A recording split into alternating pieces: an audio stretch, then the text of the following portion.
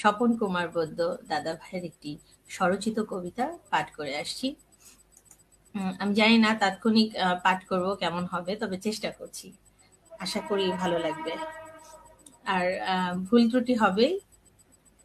আশা আশা করি ক্ষমা মার্জনীয়, মানে মার্জনা করবেন, আশা করি।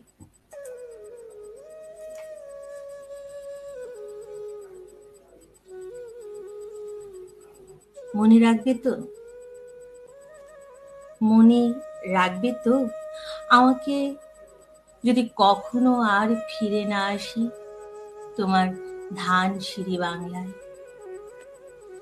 যদি হারিয়ে যাই কখনো বিস্তৃতির অতল গুহায়, যদি হারিয়ে যাই মেঘনার বুকে প্রচণ্ড স্রোতের ভিড়ে, মনে রাখবে তো?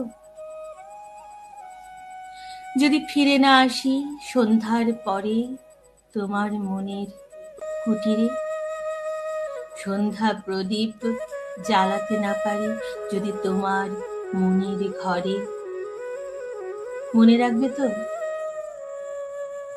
যদি অস্তাচলের সাথে আমিও তলিয়ে যাই কালের ঘূর্ণিপাকে, ধূসর গোধূলি বেলার মতো যেমন হারিয়ে যায় বুনো হাঁসের ঝাঁক, মনে রাখবে তো?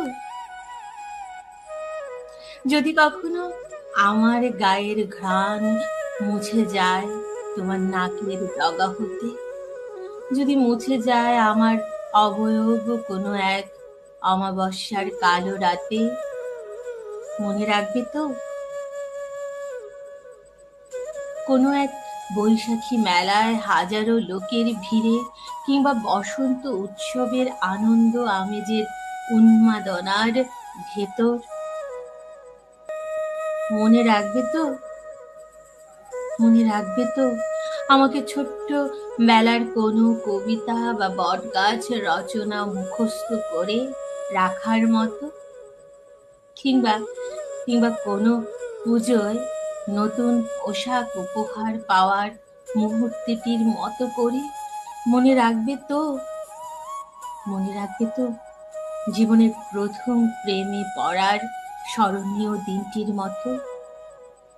যদি যদি কখনো স্মৃতিভ্রষ্ট হয়ে চিরতরে ভুলে যাই তোমাকে,